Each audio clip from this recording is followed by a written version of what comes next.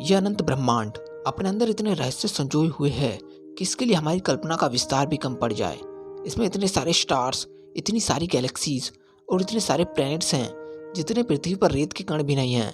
हमारे इस ब्रह्मांड में कहीं कहीं बहुत ज़्यादा रोशनी है तो कहीं कहीं बहुत ज़्यादा अंधकार, जहाँ जाकर लाइट भी खो जाती है। हम बात कर रहे हैं ब्लैक होल्स की। ब्लैक होल्स स्पेस में वो जगह होती है जहाँ फिजिक्स का कोई भी नियम काम नहीं करता है। ब्लैक होल्स के पास समय और स्थिति का कोई अर्थ नहीं होता है। ब्लैक होल्स के अंदर इतना स्ट्रॉन्ग ग्रेविटेशनल फोर्स होता है जहाँ से लाइट का निकलना भी असंभव है। वैज्ञानिकों के अनुसार हर गैलेक्सी के सेंटर में एक सुपर मैसिव ब्लैक होल होता है जो अरबों प्लैनेट्स, स्टार्स और सोलर सिस्टम को अपने स्ट्रॉन्ग ग्रेविटेशनल फोर्स में बांधे रखता है। यह super massive black holes size में लगभग 1 मिलियन सन के साइज के मास से भी ज्यादा होते हैं। तो आज की वीडियो में हम बात करेंगे कि ब्लैक होल्स क्या होते हैं और ये कैसे बनते हैं। तो चलिए चलते हैं इस रोमांचकारी सफर पर।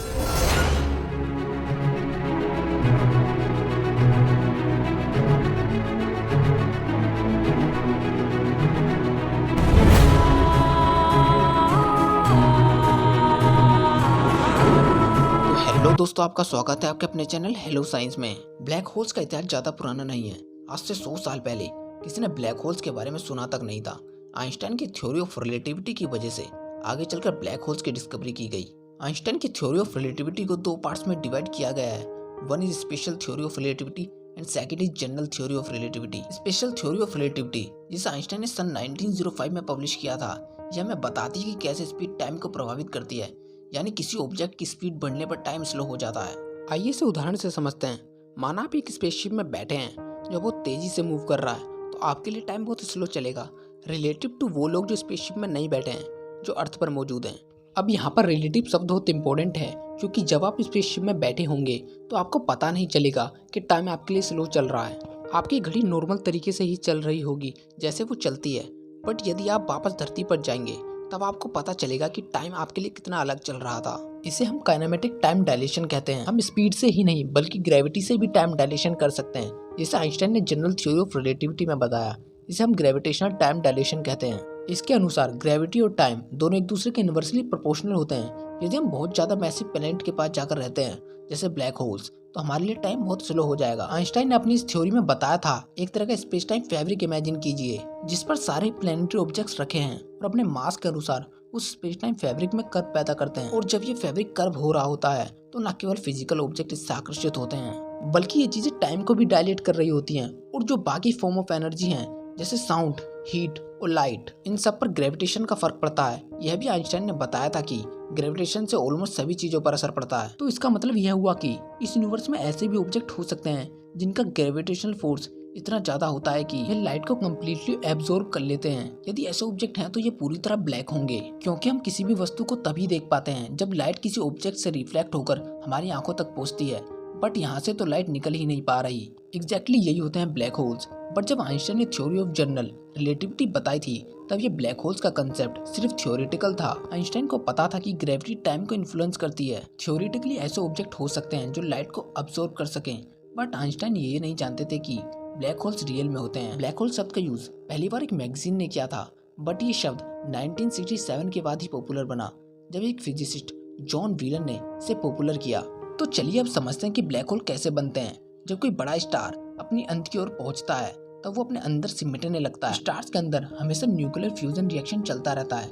इस रिएक्शन की वजह से यह बहुत ज्यादा हीट और लाइट प्रोड्यूस करता है। जो ये हीट प्रोड्यूस हो रही है ये बाहर की ओर एक फोर्स लगाती है और अंदर की ओर इन स्टार्स पर फोर्स लगता है ग्रेविटेशन का, जिस कारण ये स्टार्स इकट्ठा होकर जिंदा रह पाते हैं। इस तरह हर स्टार अपनी जिंदगी में एक संतुलन बनाकर रखे हुए है। जो स्टार्स के अंदर ये रिएक्शन होती है ये हाइड्रोजन और हीलियम के न्यूक्लियस में हुए रिएक्शन के कारण होती है। बट जब कभी ये रिएक्शन होना बंद हो जाएगी तो जो बाहर की ओर फोर्स लग रहा था वो नहीं रहेगा, और जो अंदर की ओर ग्रेविटी का फोर्स लग रहा है उसे काउंटर करने के लिए कोई फोर्स नहीं बचेगा। तब ये स्टार अपने ऊपर ही कोलैप्स कर जाएगा।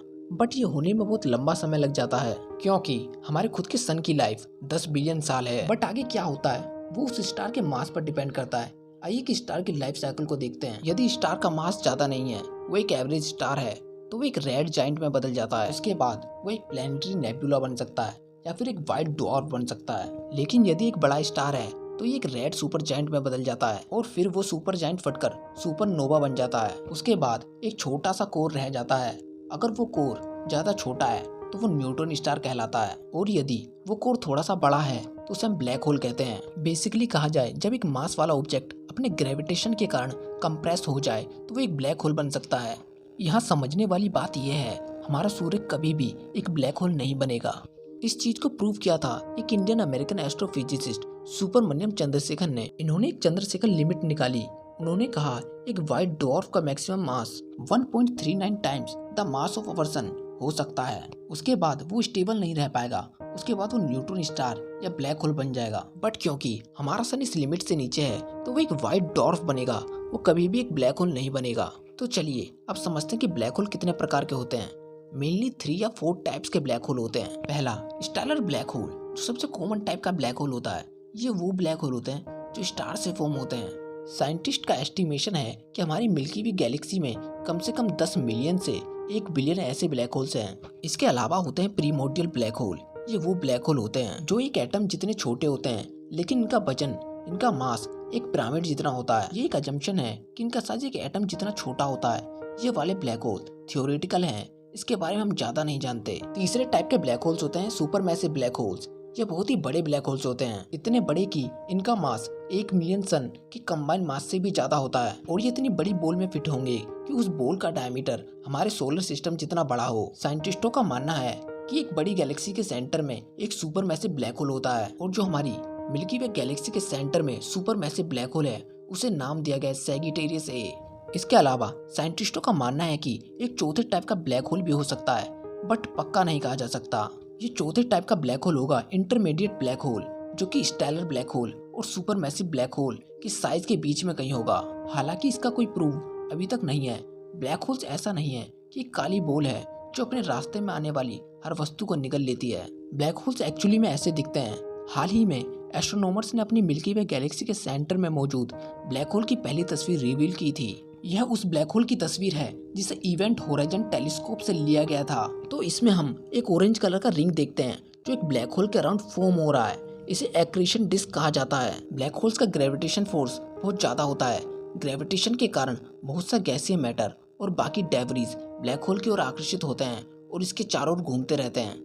ब्लैक होल्स का ग्रेविटेशन फोर्स इतना ज्यादा होता है कि जो चीजें इसके चारों ओर घूम रही हैं वो बहुत तेजी से घूम रही हैं कि वो एक फ्लूइड सा मैटर बन चुकी हैं। इसमें मौजूद पार्टिकल इतने तेज घूमते हैं कि यदि इसके अंदर कोई बॉडी चली जाए तो उस बॉडी के 1 मिली सेकंड में लाखों टुकड़े हो जाएंगे। और यदि हम ब्लैक होल के अंदर जाते हैं तो हम यहाँ एक लाइट का सर्कल देखते हैं। इसे फोटोन स्फीयर कहा जाता है। इस एरिया में ग्रेविटी इतनी ज्यादा होती है कि लाइट ने ही ऑर्बिट करना शुरू कर दिया है। लाइट फोटोन से बनी होती है, इसलिए फोटोन ने इस एरिया में घूमना शुरू कर दिया है, और फोटोन स्फीयर के बाद आती है ब्लैक होल की बाउंड्री, जिसे हम इवेंट होराइजन कहते हैं। इसे बाउंड्री इसलिए कंसीडर्ड किया जाता है क्योंकि इस पॉइंट के बाद ग्रेविटी इतनी ज्यादा हो गई है कि लाइट भी बचकर नहीं निकल पा रही। एक ब्लैक होल के सेंटर में क्या होगा, इस आइंस्टाइन की थ्योरी ऑफ रिलेटिविटी डिस्क्राइब करने की कोशिश करती है।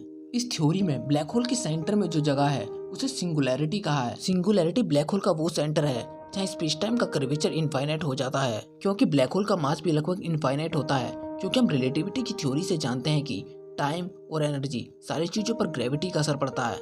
यदि ब्लैक होल का ग्रेविटेशनल फोर्स इतना ज्यादा है कि वहाँ स्पेस टाइम का कर्वेचर इनफाइनाइट हो जाता है, तो according to theory of relativity वहाँ टाइम भी इनफाइनाइटली स्लो होता चला जाएगा। बट यहाँ पर टाइम के इनफाइनाइटली स्लो होने का क्या मतलब है? क्या इसका मतलब यह है कि यदि हम कभी ब्लैक होल में गिर जाते हैं और उससे कभी बाहर निकल पाए तो हमें एक नया यूनिवर्स देखने को मिलेगा? यह सब हम नहीं जानते, यहाँ केवल थ्योरीज बनाई जा सकती हैं। तो चलिए अब समझते हैं कि क्या ब्लैक होल से टाइम ट्रेवल किया जा सकता है। हमने अभी पढ़ा था कि ब्लैक होल के केस में ग्रेविटी इतनी ज्यादा हो जाती है कि स्पेस टाइम का कर्वेचर इनफाइनाइट हो जाता है, जिससे टाइम भी इनफाइनाइटली स्लो होता चला जाता है। यदि हम कैसे भी करके ऐसा स्पेसशिप बना लें कि जो ब्लैक होल से यात्रा कर सके, तो हो सकता है कि टाइम ट्रेवल पॉसिबल हो। आपने इंटरस्टेलर मूवी तो देखी ही होगी। इस मूवी का सबसे इंटरेस्टिंग सीन इस मूवी के एंड में है, जब मूवी का मेन किरदार कूपर ब्लैक होल के अंदर गिर जाता है। जब ये ब्लैक होल के अंदर गिर रहे होते हैं तो शुरू में सब कुछ काला काला होता है, पर जैसे ही ये और अंदर गिरते हैं तो डस्ट पार्टिकल्स इनके स्पेसशिप को कुरेदने लगते हैं और लाइट के फ्लैशेस इनके स्पेसशिप में आग लगा देते हैं, जिस कारण इन्हें स्पेसशिप से इजेक्ट करना पड़ता है। ये ब्लैक होल के अंदर गिरते चले जाते हैं, लेकिन फिर ये